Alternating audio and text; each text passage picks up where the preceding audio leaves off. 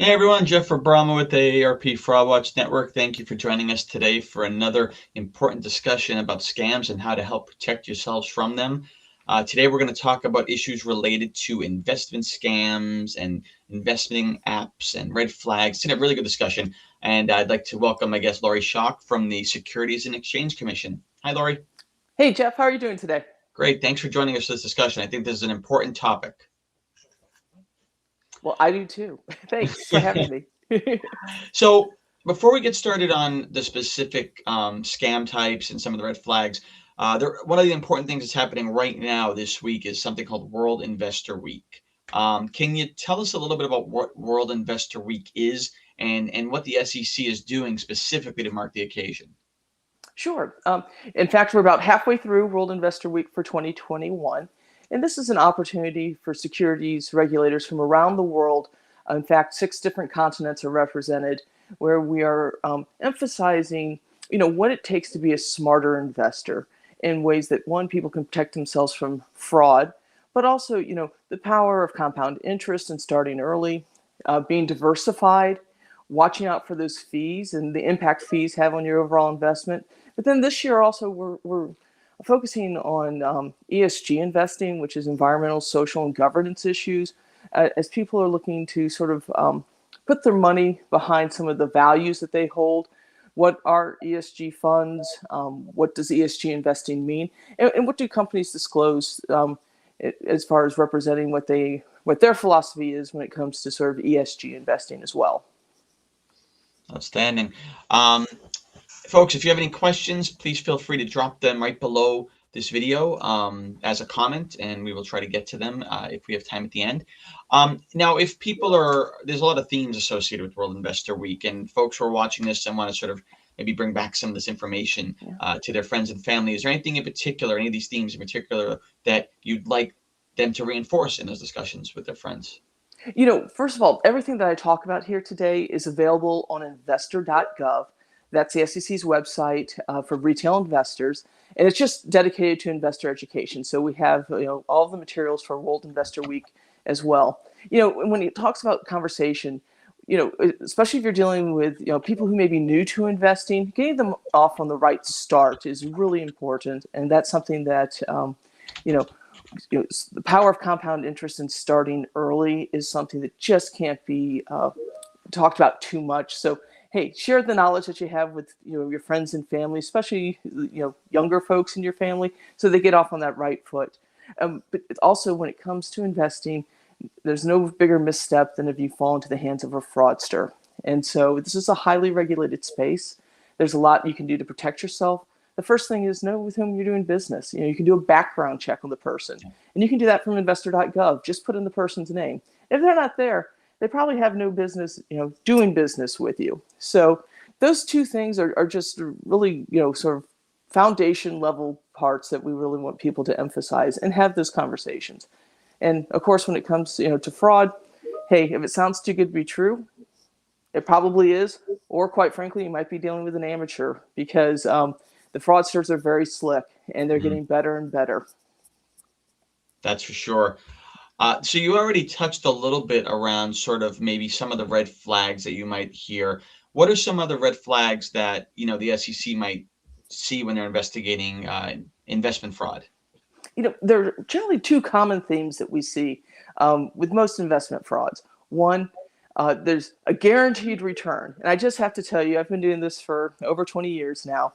When it comes to investing, there are no guarantees. That's part of the thing with investing. All investments have risks and need to be able to manage those risks and make sure those risks are something that you can tolerate. And what's good for your brother or someone else, it may not be good for you because this is a very personalized thing.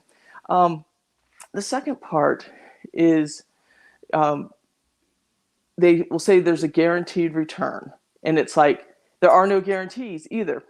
The guarantee that you can get is maybe at your bank account. And I don't know about yours, Jeff, but if you're making over 1%, you're doing great. So when someone says, hey, I have a guaranteed risk-free return of 8%, it's like, ooh, that sounds maybe too good to be true. But they use it all the time. And those are just 2 major red flags of fraud that we see in almost every enforcement case that we bring. Yeah, absolutely. Those are big ones. So what are some important steps that people can take to avoid falling victim to scams such as this? Like I said earlier, this is a highly regulated space. You have the Securities and Exchange Commission, you have state securities regulators in all 50 states. You also have self-regulatory organizations like FINRA, the Financial Industry Regulatory Authority. So the people who sell the products are licensed, the products themselves are generally registered, and the exchanges on which they trade are registered and have oversight also. So that's where you sort of have the checks and balances in our system. Fraudsters don't play by those rules. So they may purport to be registered or licensed or selling something that's licensed, but it's not. The good thing is, you can verify this information independently by going to investor.gov. Like I said, dealing with an individual, put in their name. If they don't, show up in our database, that's a red flag. And if they do show up in the database, check out their history.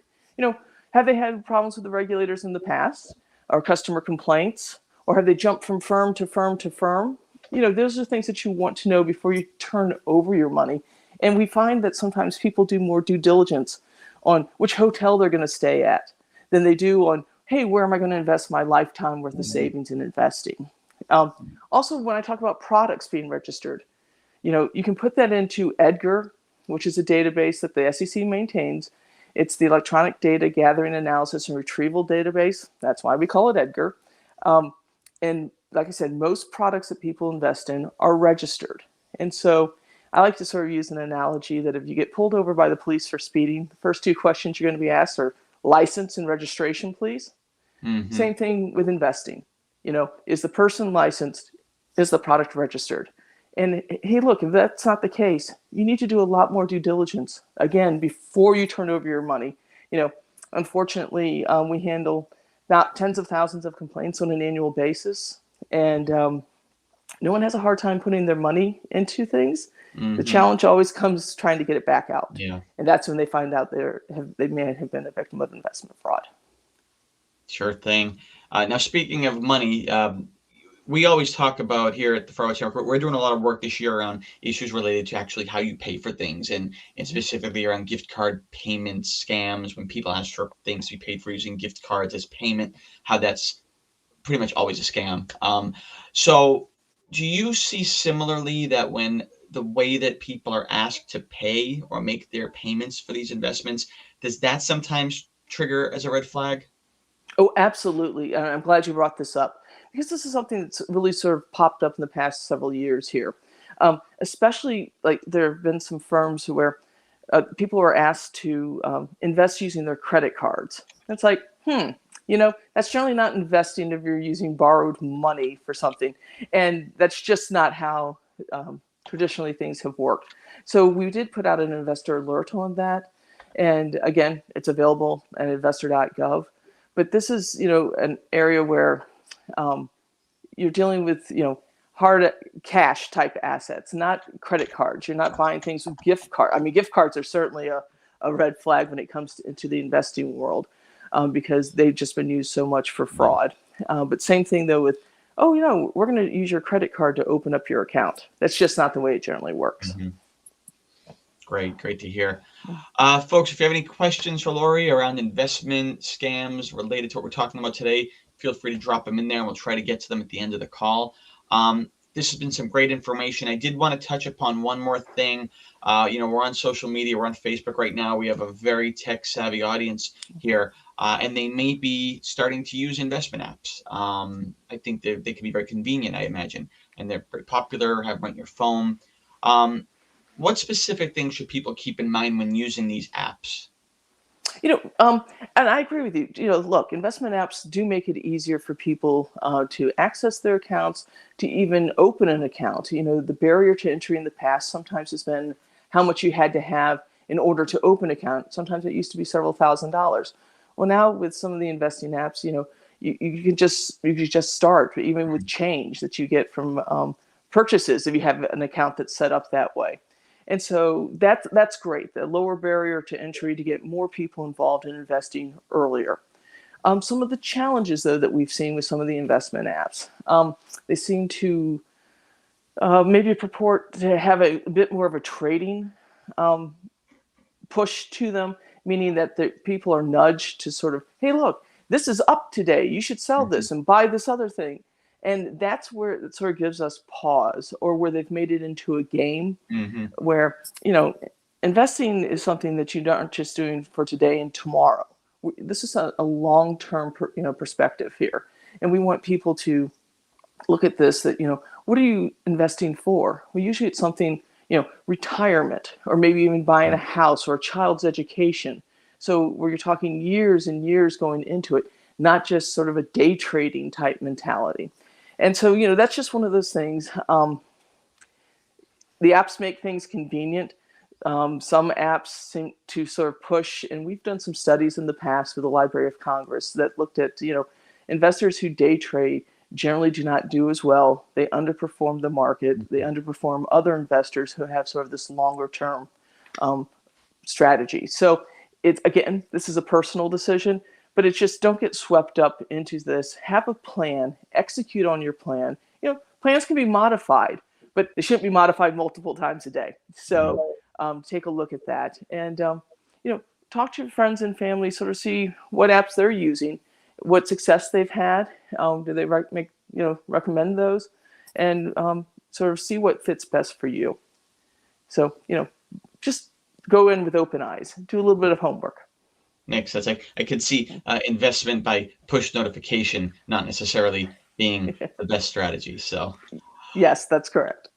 All right. Well, Lori, thanks so much for joining us today. Lori Schock from the SEC. Really, really good information. I appreciate you taking the time. Jeff, always a pleasure. Thanks so much. Thank you. And folks, real quick, if you look below, I posted some information about a webinar that we're going to be working with the SEC and FINRA on. That's going to be taking place tomorrow at 1 p.m. Protecting and securing your hard-earned money, preparing for your financial future, and identifying scams. And there's a link to register there as well. Thank you very much. You have a good day.